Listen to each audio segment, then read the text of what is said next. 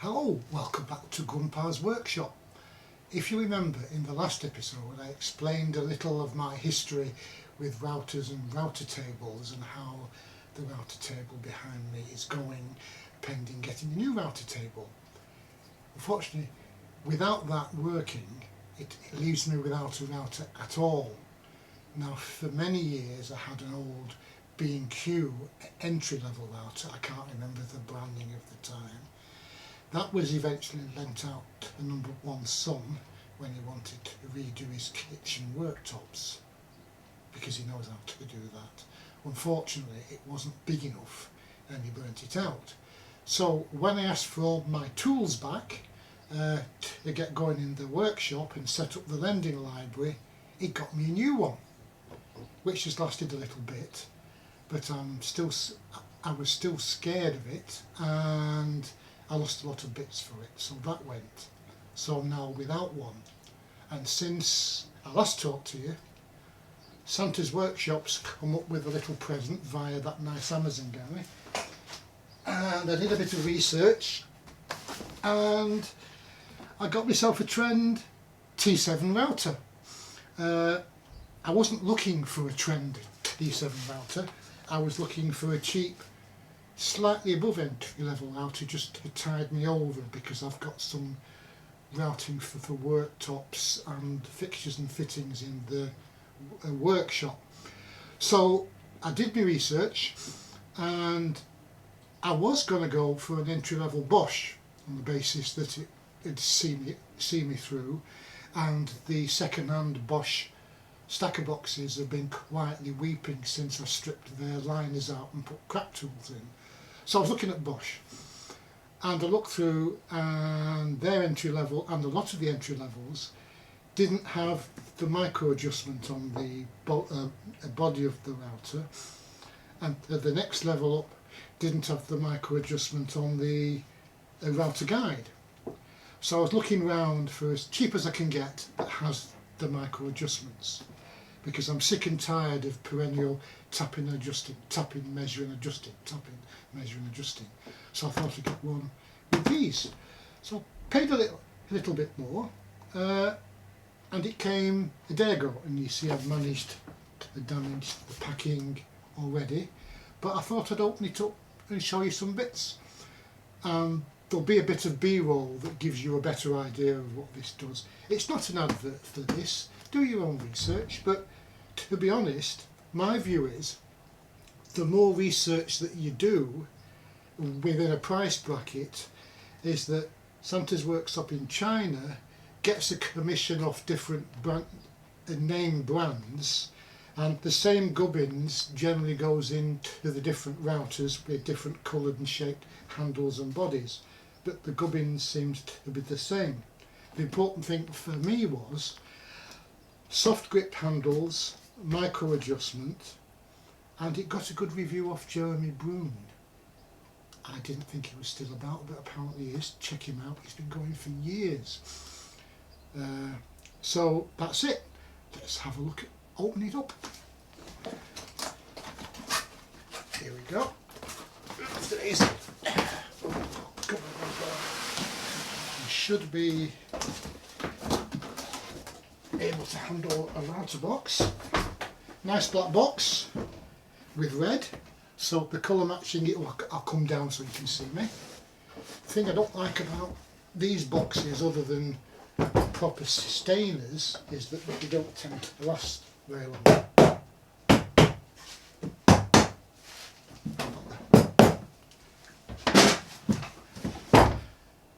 The way Grumpa drops things, that looks pretty solid. Cheap catches, everything's cheap. And, well, QB roll.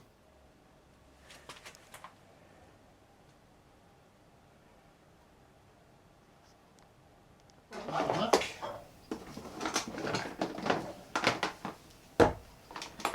So, out of the box, first impressions. Well, it's not first impressions, because you say I've undone the cable, goes round that way. So, soft touch handle, thumb to turn the power on in conjunction with the trigger there. Micro adjunction. You've got the height lock. Pretty nice, not too heavy for Grumpies. Turn it round. You've got the height set with the usual turret. So, first impressions, not too bad. It's got numbered speed adjustment, 1 to the 6 on the side. Not quite reachable with my little lady hands from the trigger grip, but that's not too bad. The acid test is, does it scare the bejesus out of me when I turn it on? So let's have a go at that. So, not under load.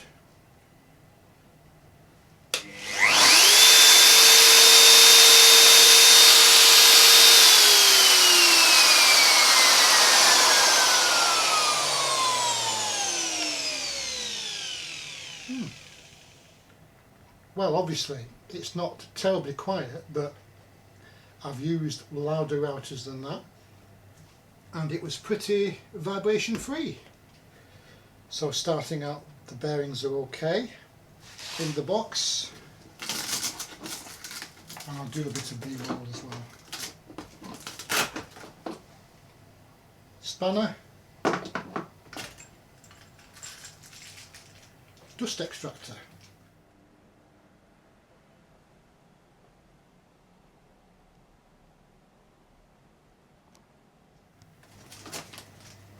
I might have to look up how much that costs and where I can get it from in the UK, because I'm bound to either lose it or break it. We have, I might show you a close-up of this over that. We have a little trammel end point to be used as a circle centre when you're doing small radiuses. Two nuts, which I presume are to screw the dust extractor in to the base. We have what I presume is an edge dust extractor.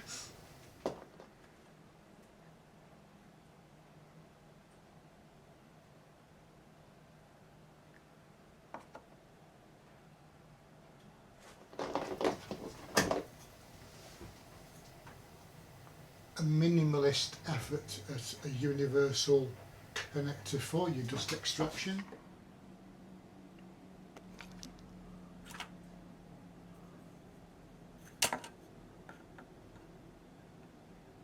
Have a pair of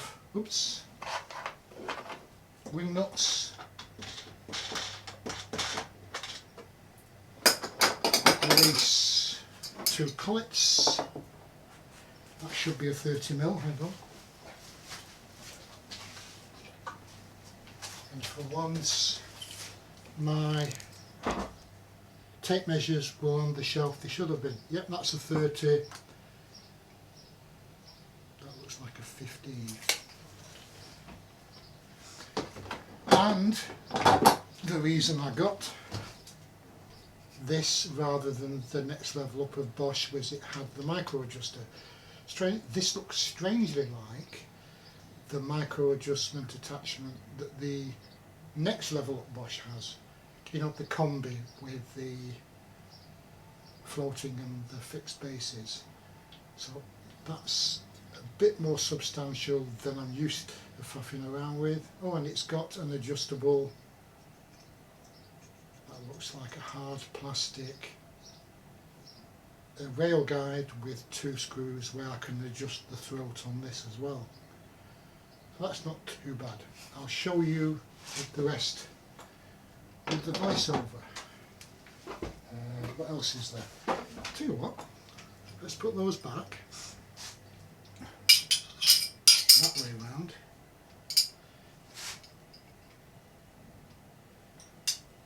I'm going to cut big chunks of this out in the editing. Come on, okay, there you go. Put those back.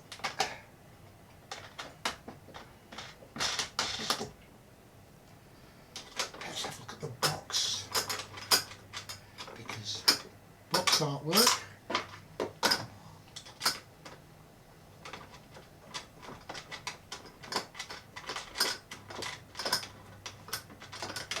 Right, that might be a problem.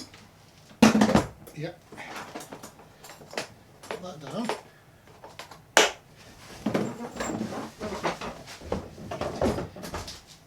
There we go.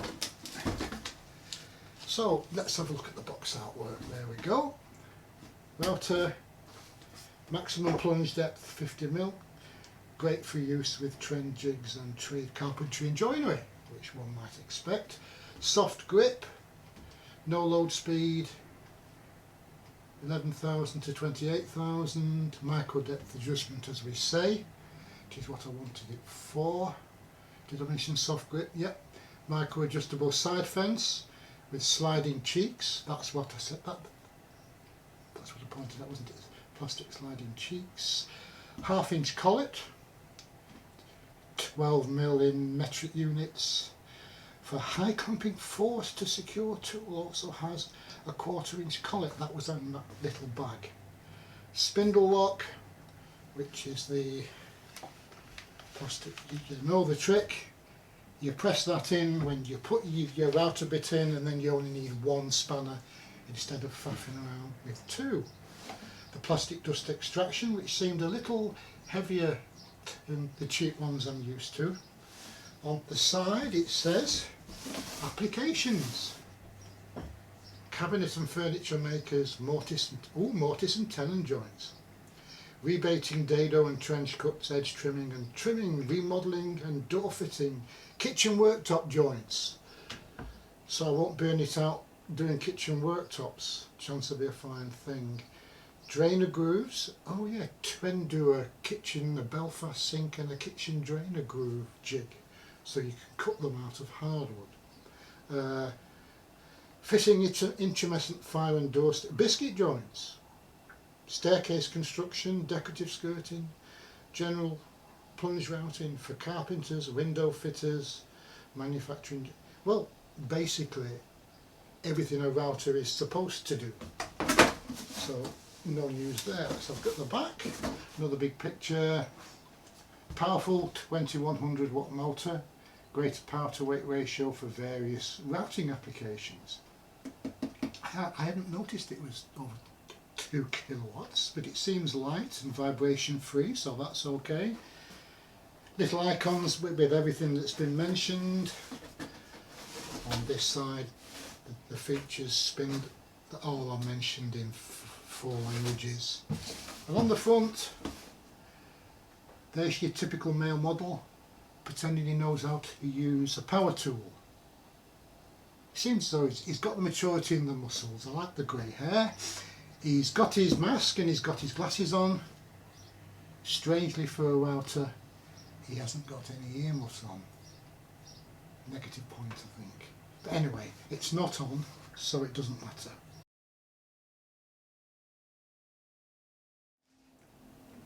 Well, there we have it. My first tool unboxing. Not the usual unboxing, and certainly not a review. I'll probably give a review of this machine after I've put it through its paces for a couple of projects. It is, after all, only my second best china for lending out when I need to. So there we go. See you in the next video. Like, subscribe and everything. It's good to see people coming back, and I'll catch you in the next one after another cup of tea.